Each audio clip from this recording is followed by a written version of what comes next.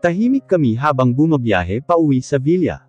Hindi ko na rin nagawang bumalik sa restaurant, kaya pinadalhan ko na lang ng mensahe si Zoe, at nagdahilang masama ang pakiramdam. Elwood remained silent the whole time. Wala itong binuksang usapan sa pagitan namin matapos kong mag-ayang umuwi. Hanggang sa matano ko na ang villa. Huminto ito sa tapat mismo ng gate, matapos ay pinatay ang makina ng sasakyan.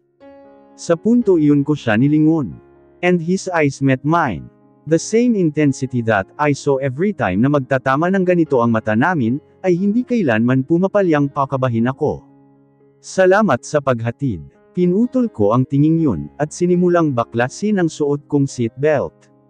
Ilang beses ko yung sinubukan gamit ang nanginginig kong mga kamay, at sa wakas ay nagtagumpay ako. Bumaling akong muli dito na ngayoy prenteng nakasandal sa kanyang card share, with arm crossed around his chest and his smile that never fails to make my heart shudder. Good night, saad ko. Hindi ito sumagot bagkos, ay tumango lang. Mariin kong kinagat ang labi ko, bago marahang tumango din. Bumaling ako sa pinto para yun buksan, ngunit tulad ng inaasahan ko, nakalock yun. I filled my lungs with minty air, and turned my gaze at him. Ngunit walang lumabas na salita mula sakin. I'm choking deep in my throat. Pati ang puso ko'y hindi ko halos mapigil sa pagdagandong, will you open this door please? I said lowly. I let you out of this car pag sinagot mo na ang tanong ko. Ano ang dahilan ng pag-iyak mo kanina? Nanatili ang titig nito sa akin na tila pilit na binabasa ang nasa isip ko. Bumagsak ang mga tingin ko sa aking kandungan. Bakit ko nga ba ginawa ang bagay na iyon? Maybe I was just hurt. Masakit isipin na may ibang babaeng umaagaw ng atensyon nito bukod sa akin. Or maybe I'm selfish who wants a place in his heart more than anyone else. Pagod lang siguro ako. Maghapon kasi akong nag-ikot sa mall. I lied. Silence suffused me. He didn't respond, he was just remain silence. Isang buntong hininga ang pinakawalan ko, bago ko gagapin ang door handle, at laking pasalamat ko nang hindi na iyon nakalock. Muli kong binalingan si Elwood na nasa ganoon pa rin pwesto. Salamat ulit. Mahina kong bigkas. Hindi ko na hinintay pa ang sagot nito, nang tuluyan ko nang buksan ang pinto. I was about to leave his car. Pero halos mapatili ako nang naramdaman ko ang malabakal nitong kamay na pumihil sa akin. Dahil din sa angkin nitong laka, ay walang kahirap-hirap ako nitong hinela pabalik sa loob ng kotse. In a split seconds, his hand illegally grabbed the back of my neck and pulled me closer to his. And before I knew, our lips entwined with a kiss. Sa labis kong gulat, ay hindi agad ako nakapag-react. My heart was thumping hard against my ribcage. My body was shaking and melting beat by beat. His unlawful hand slowly caressed my back, and I fall gracefully at his firm hard chest. Nag-umpisang gumalaw ang labi ko, para bigyang daan ang matamis, at nagwawala nitong dila. Why I let him kiss me like this? Why I let him touch me like he owns me? And why I let him catch my breath, and hold my heart in a tight grip? Bago ko pa mapagtanto ang sagot, ay tinulak ko ito ng buong lakas. Lumayo ito ngunit hindi pa rin iniiwan ang mahigpit na yapos sa akin. You kissed me back, he said in a sharp breath. Mabilis kong kinagat ang labi sa dahilang hindi ko matanggap ang kanyang sinabi. You did, Alora. Umakyat ang kamay nito para gagapin ang dalawang pisngi ko. His eyes were hot and dark. Ramdam ang mabigat nitong paghinga na pumapaso sa akin. Hinawi nito ang bumagsak kong buhok, at sinalubong ang titig ko. What did you feel? Tell me. He asked huskily. Pumikit ako ng mariin at umiling ng sunod-sunod. Hindi ko alam ang dapat sabihin. I'm still confused. Hindi ito tama. Maling-mali ito. I blew out a breath and bowed my head down. I'm sorry, I can't do this. Bago pa ako magdalawang isip, ay mabilis na akong tumalikod, at lumabas ng kanyang sasakyan. Walang lingon akong pumasok sa loob ng villa, at kumaripas ng takbo paakyat sa aking sariling silid.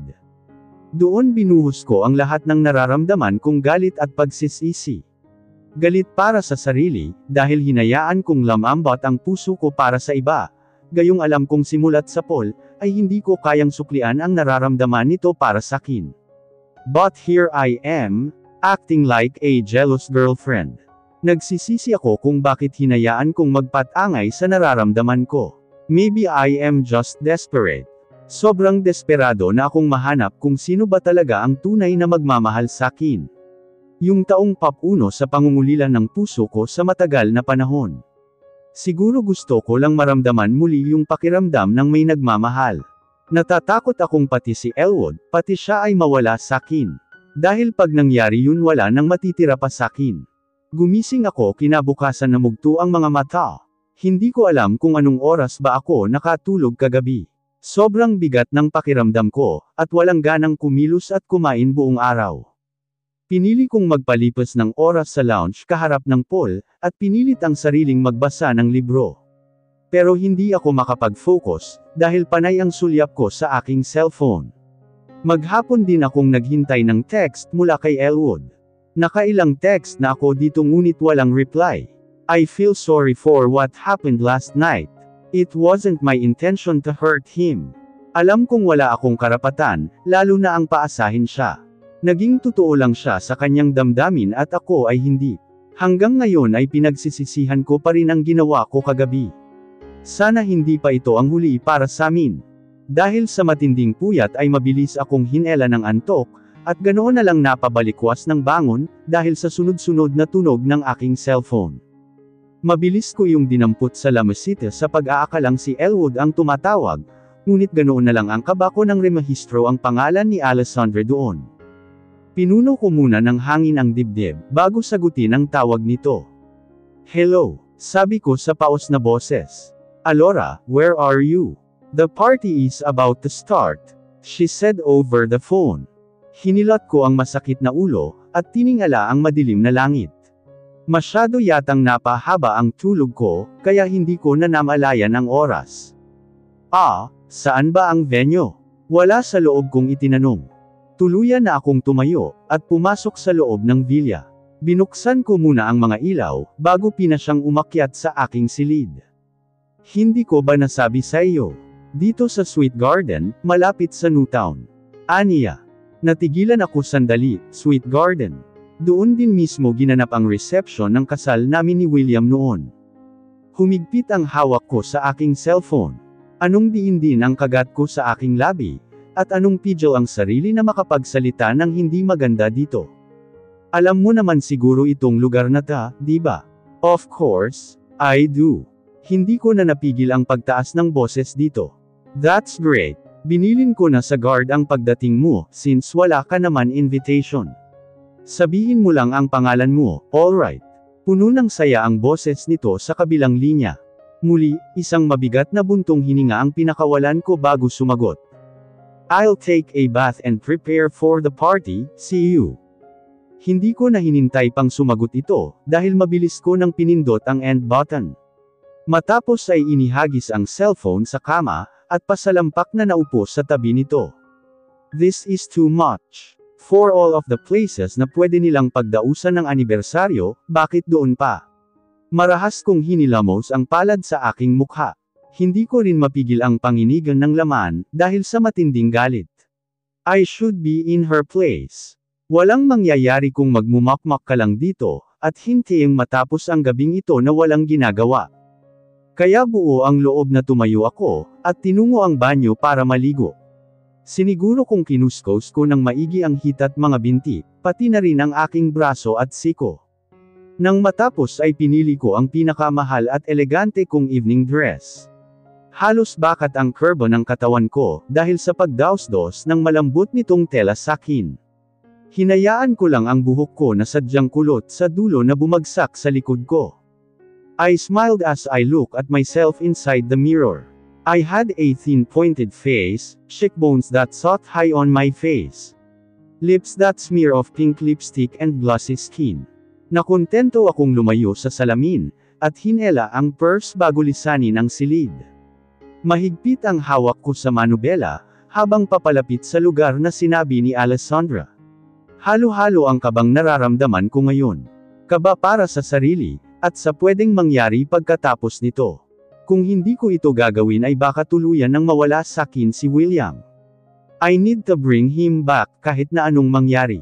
Pumarada ang sasakyan ko sa main door. Huminga muna ako ng malalim, at sinulyapan ang entrance. Buo na ang loob ko, at wala nang pwedeng pumihil pa sa akin. Inabot ko sa valet ang aking susi, at diretsyo nang naglakad papasok. I gave my name to the receptionist with a huge smile on my face. Binisita muna nito ang suot ko, bago tumungo. Please enjoy the night, ma'am. She sincerely said. Isang tango ang ibinigay ko dito, bago tuluyang pumasok sa loob ng bulwagan. My heart started racing when I stepped onto the floor, inilibot ko ang paningin, at sandaling namangha sa ganda ng lugar. The theme was beige in color, na binagaya ng kulay rosas na bulaklak sa bawat paligid ng silid. The tables and chairs was sitting elegantly with white colors. Sa bawat lamesa ay may panpan ng bulaklak, at may nakalagay na 2-layered cake. Tumangala ako para muling mamangha sa ganda ng ayos ng siling. Hindi rin matatawaran ang dami ng chandelier na nakasabit, habang kabi-kabila naman ang kulay puti, at rosas na tel ang nakasabit. Hindi na ako magtataka, dahil sigurado akong si Alessandra ang nakaisip ng ganitong tema para sa pagtitipon. Pinili kong maupo sa pinakasulok na lamesa, at mabilis na inilibot ng tingin ang buong paligid. I'm 100% sure na may mga business tycoon, at ilang bigating personalidad ang dadalo sa gabing ito. Hindi na ako magtataka kung may lalapit man sakin o babati. Pero labis kong pinangangambahan, ay ang makita nila mismo si William na may pinakikilalang bagong asawa. Isang malaking sampal sa pagkatao ko ang bagay na iyon, kung magkataon. Mrs. Palma. Agad akong nakatuwid ng upo, at tiningala ang lalaking naka-black suit na bumati sa akin. Nanlaki ang mata ko nang makilala ang seryosong mukha nito. Hans. Tumayo ako at walang pasabi itong niyakap. Pansin kong natigilan ito sa ginawa ko, kaya nahihiyang bumalik akong muli sa pagkakaupo. Kamusta? I said as I smiled broadly at him. Isang kamot sa batok muna ang ginawad nito, bago ayusin ang kanyang tie na bahagyang nag-ulo. Ayos lang ako. Mr. Palma wants to talk to you in private, so please follow me, formal nitong sinabi bago elahad ang kamay sa akin. Sandali muna akong sumulyap sa paligid. Everyone was busy talking. Hindi pa naman nag-uumpisa ang pagtitipon, at halos konti pa lang din ang tao. Napaaga lang siguro ako ng dating, o talagang hindi naman ganoon kadami ang inimbitahan nilang bisita. Binalik ko ang tingin kay Hans na hinintay na abutin ko ang kamay niya. Where is he? Si Alessandra kasama ba niya? I asked first. Tumihim ang titig nito sa akin bago magsalita. No, ma'am. Nasa silid niya ni Madam kasama si Sir Marcus. I cleared my throat and slowly nod. Sa puntong iyon ay hindi na ako nagtanong pang muli. So nandito din pala ang mommy ni Alessandra. Hindi ko mapigil ang mas lalong kabahan sa nalaman. Sumama ako kay Hans na lito ang isip. Marami agad na senaryo ang nabuo sa utak ko, kung sakaling ituloy ko ang paglalantad ng totoo. Ma'am. Napalingon ako bigla kay Hans, nang huminto ito sa tapat ng isang pinto. Kumatok ito bago muling humarap sa akin. Your husband is waiting inside. Doon nanlamig ang buong katawan ko nang sabihin niyang nasa loob nito si William. Isang pihit ang ginawa nito sa doorknob, na siyang dahilan para tumigil ng tuluyan ang puso ko sa pagtibok. Pinatuloy ako nito sa loob na wala sa sarili, inilibot ko ng tingin ang buong silid, hanggang sa matigil ang mata ko sa lalaking nakaupo sa couch. He looked incredibly hot wearing a black suit. Kahit nakaupo ay hindi nito banigo ang paghanga ko sa kanyang malapad na dibdib at balikat. Mabilis ang ginawa kong pag-iwas, upang hindi magtama ang mga mata namin. My heart was thumping so hard against my inner chest. Hindi ko mapigil ang panginigan ng mga tuhod habang nakatayo. Kung kanina'y kumpiyansa ako sa suot kong gown, ngayoy tila gusto kong yakapin ang sarili, dahil sa ramdam ko ang mainit na tinging pinapukol nito sa akin. You can leave now, Hans, he said in a baritone voice. The party will start at exact 8. I'll be at your doorstep. Tawagin niyo lang ako kung may kailangan kayo, aniya dito. Nang lamapat ang pinto pasara, ay doon lang ako nagkalakas ng loob na salubungin ang mga titig niya. His eyes were cold and poisonous. Mas may bigat at maautoridad ang mga titig nito ngayon sakin. Anong kailangan mo? I still manage my voice. But deep in my throat I am struggling. His lips form into a purse. Nakita ko kung paano mag-igting ang panga nito, habang nakatinggala sakin. Why are you here? Sandali muna akong nag-isip ng dahilan, para ilihis ang totoong pakay ko. Your wife invited me. Hindi naman maganda kung tatanggihan ko ang pangungulit niya. Besides may pinagsamahan din naman kami, diretso at sulido kong sagot. Halatang hindi nito nagustuhan ang sagot ko, na bigla itong tumayo. Agad naman akong napa-atres na labis kong pinagsisihan. He was tall and solidly built, kaya kayang-kaya niyang sakupin ang espasyong meron kaming dalawa, kahit sa ilang hakbang lang. His eyes looks more serious and intimidating this time. Hindi ko mapigil ang hindi lumunok, habang nakatingala dito ngayon. Hindi ka pupunta dito nang walang dahilan. Tell me, what is your planning to do ha? He said in a rumble voice enough to make me shiver. Pumikit ako't bahagyang sumilay ang mapait na ngiti. Ayaw ko manisipin, pero parang pinalalabas niyang may hindi ako gagawing maganda at sisirain ko ang gabing ito. What makes you think na may gagawin nga ako? I said with my cool voice. He smirked, 2 hands inserted in his pocket, and looked at me intensely. So why are you here then? Nais madurog ng puso ko sa kung paano niya ako tignan ngayon. He's so sure na may gagawin nga akong hindi maganda, kaya ako nandito ngayon. Gusto kong pagtawanan ang sarili sa pagiging desperada, at pagmamukang tanga ngayon. You really asking me that question? Ikaw ang dapat kong tanungin. Bakit kayo nandito? Alam kong natatandaan mo ang lugar na ito. You've been here before. Hindi ito sumagot na natili lamang na matiim ang titig sakin. Alam ko na rin na galing na kayo ni Marcus dito noon, para hanapin ang totoo mong pamilya. But unfortunately, wala akong nakilala ni isa, dahil wala naman talagang naghahanap sakin, he said in a cold voice. Natigilan ako sa kanyang naging sagot. Gustong mapunit ng puso ko sa nalaman. And how about me? Hindi ko ba siya hinanap? Ano bang tingin niya sakin? Alam mong hindi totoo yan. Gusto nang mabasag ng boses ko, dahil sa pinipigilan ang pag-iyak. Iyon ang totoo Alora. Even you, my own wife. You tried to hide your real identity to me, at nagpakilalang ibang tao sakin. Para ano? Para isipin kong nagkataon lang ang pagkikita natin. O baka talagang wala kang balak na hanapin ako't ibalik dito noon pa lang. Nanlaki ang mata ko sa kanyang tinuran. My lips quivered and my heart butchered one by one. Sa puntong iyon tuluyan ng tumulo ang mga luha ko. How could you say that?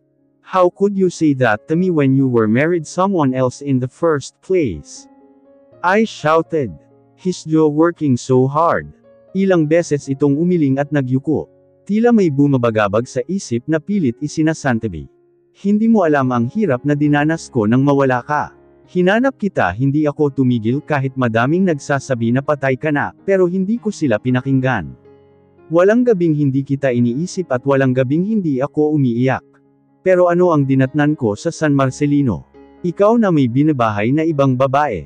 Ikaw na nagpakasal sa iba, habang ako na iwang umaasang buhay ka pa. Is that what you wanted to hear? Basag na ako. Gusto ko pa sanang magsalita, at sabinin dito ang lahat-lahat ng sama ng loob at hinanakit ko, pero tinatalo ako ng matindi kong galit at emosyon. Tears spilling down my face continuously, and my lips quivered so bad that I couldn't speak more. Nanatili itong natayo sa harap ko, na tila wala ni isang masabi sa mga ibinunyag ko. Ngayon ikaw ang magsabi sakin kung bakit ako nandito. Bakit pilit pa rin akong umaasa na isang araw magigising ka sa katotohanan ako pa rin ang mahal mo. Because I'm tired of waiting William. Pagod na ako. Tuluyan nang bumagsak ang balikat ko, at hindi na nagawa pang salubungin ang mga titig nito. My heart almost burned and tired. Siguro nga wala na akong pwedeng sabihin pa sa kanya. Alora, his softly tone didn't ease my pain. What I really felt right now is hatred. Nagre-rebelde ang puso ko sa bagbog, at sakit na hatid nito sakin. Naramdaman ko ang marahas nitong buntong hininga. Pati ang paghakbang nito palapit sakin. Napapikit ako nang gawaran nito ng haplos ang aking pisngi. The dark of his eyes slowly turned into a lucid one. Ilang beses kong sinubukang magbaba ng tingin, ngunit pinigilan niya akong gawin yun.